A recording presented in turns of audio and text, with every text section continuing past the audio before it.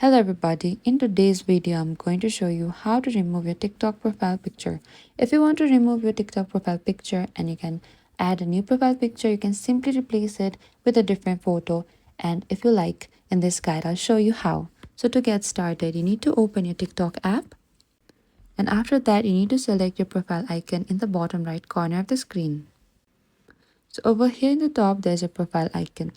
So what you need to do is under this profile icon or your profile photo there, you need to simply press. And here you need to select this change photo. So over here you can also take a photo, you can also upload a photo.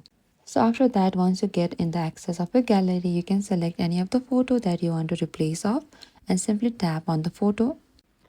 And after that, you can simply select save in the bottom right. And that is it. Thank you for watching this video. I hope this video was helpful.